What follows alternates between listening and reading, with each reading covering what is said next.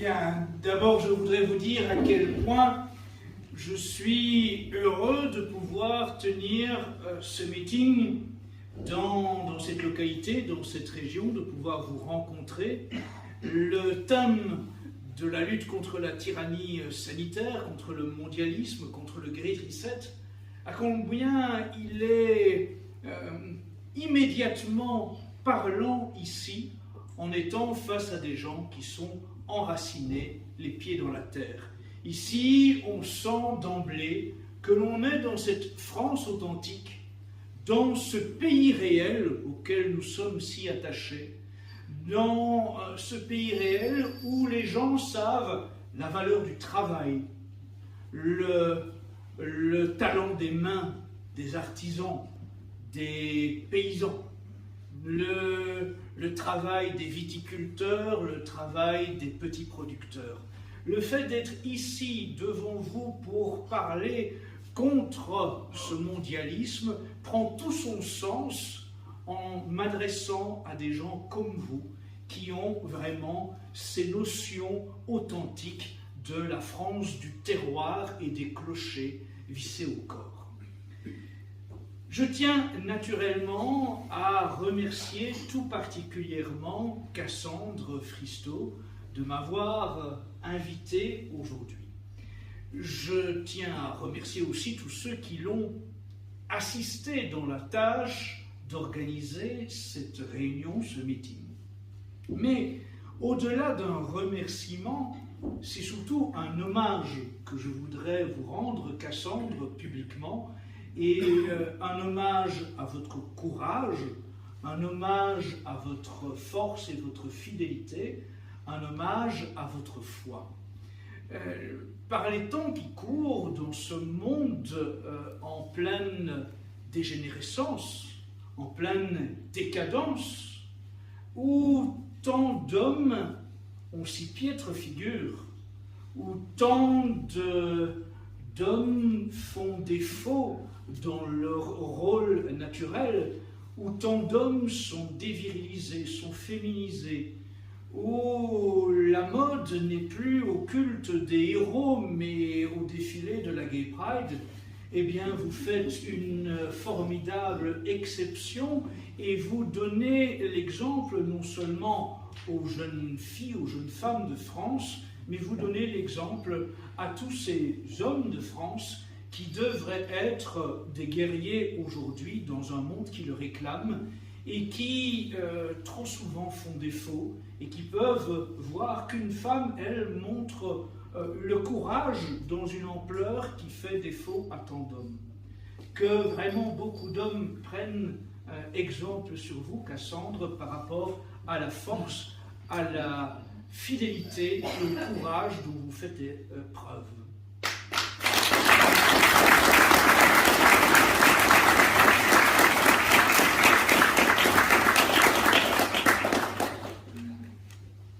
Je vois aujourd'hui aussi, en vous ayant écouté faire ce discours, à quel point je ne me suis pas trompé en vous confiant la responsabilité du Civitas Grand Est. C'est vraiment pour moi un plaisir de vous entendre parler avec autant d'éloquence et avec autant de grandeur d'âme et de connaissance de la France authentique. Vous la mettez en valeur et vous redonnez aux uns et aux autres la perspective de la dimension réelle de notre combat, qui trop souvent fait défaut dans les discours politiques aujourd'hui. Nous savons tous que nous sommes en temps de campagne électorale, en temps de présidentielle, et ô combien ce discours que vous tenez aujourd'hui fait défaut dans la bouche de ceux qui se présentent à leurs concitoyens pour réclamer un bulletin de vote lors d'une élection présidentielle. Comme le niveau est au ras des pâquerettes bien souvent, lorsque nous les écoutons parler de ce qu'ils promettent à la France et aux Français. Et même si parfois certains parlent de la France catholique ou des racines de la France catholique, quand on les écoute d'un peu plus attentivement, quand on observe leurs arrière-pensées, on se rend compte qu'hélas, ils sont souvent simplement à la pêche aux voix des catholiques et que leur fond bien authentique est très éloigné de ces notions de France catholique.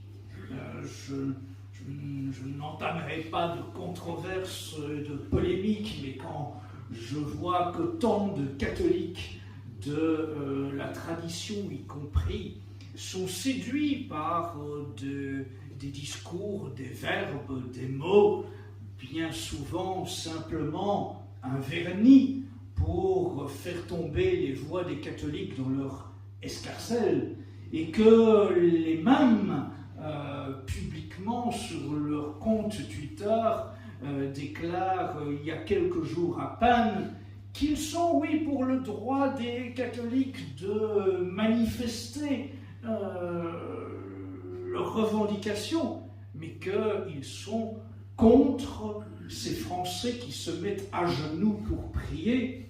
Je me dis que vraiment, ô combien on se moque de nous, et il ne suffit pas de pouvoir signer d'un Z comme Zorro pour être un sauveur de la France. Cassandre Fristo, elle nous l'a rappelé, elle est une, je dirais, elle ne nous l'a pas rappelé, ça c'est moi qui le rappellerai, elle est une héroïne, mais elle nous a rappelé aussi qu'elle était une victime de cette police de la pensée qui s'érige jusque dans notre vie la plus privée pour décider ce qui peut être dit ou ce qui peut être fait. Et vous avez tous en mémoire l'importance de cette simple question. Qui est-il possible aujourd'hui que l'on soit tombé si bas en France pour qu'un simple pronom interrogatif conduise à la condamnation devant les tribunaux? Oh, monsieur Darmanin, auriez-vous donc été jusqu'à poursuivre Sénèque qui demandait à qui profite le crime? C'est bien pourtant la véritable question qu'a posée Cassandre lors d'une manifestation du mois d'août contre les restrictions sanitaires. Ce qui, c'est bien celui-là. À qui profite le crime? La tyrannie sanitaire, le Great Reset, les restrictions que l'on nous impose sont bien un crime. Le covidisme est un crime. Et il faut que l'on demande à qui profite ce crime.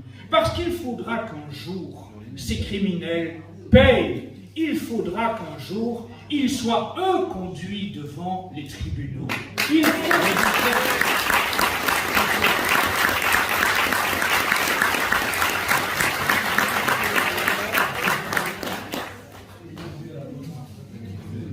eux qui nous disent si souvent devoir de mémoire. Ah, devoir de mémoire.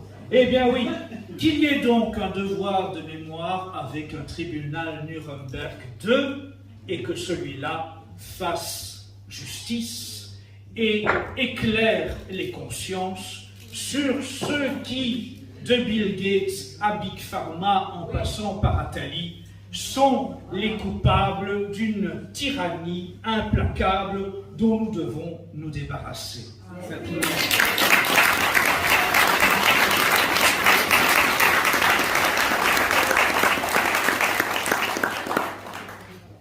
Vous avez tous entendu, sans doute, dans vos médias respectifs, si vous en lisez ou écoutez encore, ce que, à Dieu ne plaise, je souhaite que ce ne soit pas trop souvent, compte tenu de la nocivité des médias mainstream, mais néanmoins vous aurez peut-être eu connaissance qu'il y a quelques jours à peine, jeudi soir, se tenait le 36e dîner du CRIF. Alors vous savez, ce CRIF, c'est ce fameux organisme qui aujourd'hui a tant d'influence auprès des pouvoirs publics Eh bien, nous disons à Civitas que nous réclamons la séparation du CRIF et de l'État.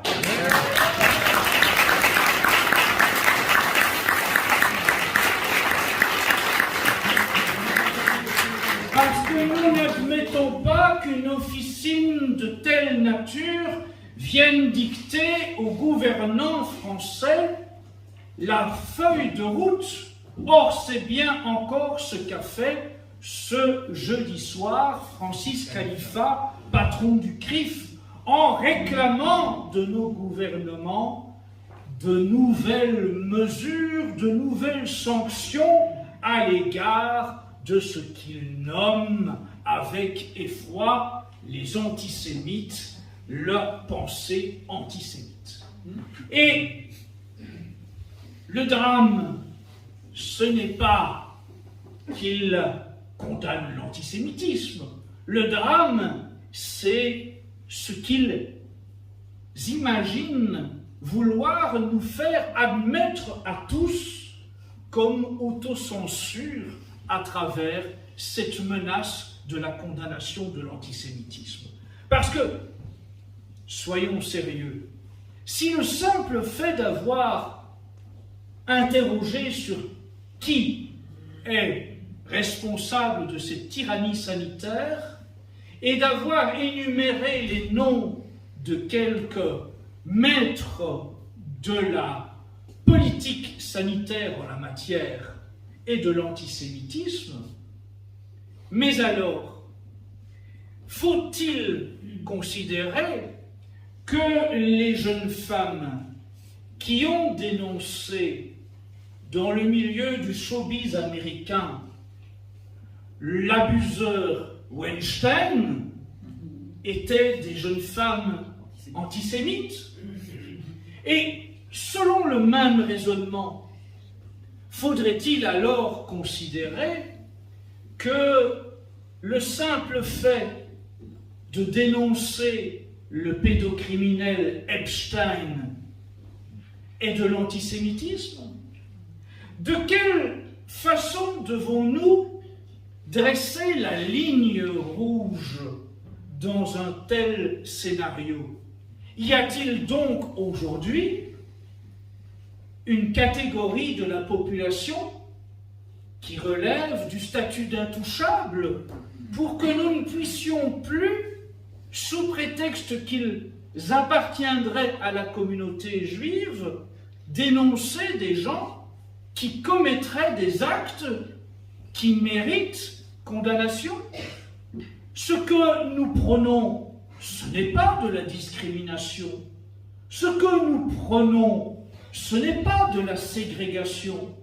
Aujourd'hui, au contraire, ceux qui prônent la ségrégation, ceux qui prônent la discrimination, ce sont bien ceux qui sont au pouvoir et qui, au nom de cette dictature sanitaire, nous ont conduits dans une société ségrégationniste en tranchant entre vaccinés et non vaccinés, entre détenteurs d'un pass sanitaire et non détenteurs d'un pass sanitaire, entre détenteurs d'un pass vaccinal ensuite et non détenteurs d'un pass vaccinal. La ségrégation, l'intolérance, c'est bien ceux qui sont au pouvoir, qui l'entretiennent, qui l'exploitent de jour en jour, intensément, depuis plus de 2 ans maintenant. C'est là que se place le véritable extrémisme. L'extrémisme, il est au gouvernement, l'extrémisme, il est à l'Élysée, l'extrémisme, il est à Matignon, l'extrémisme, il est à l'ONU, l'extrémisme, il est à l'OMS, l'extrémisme, il est chez Big Pharma. Ouais.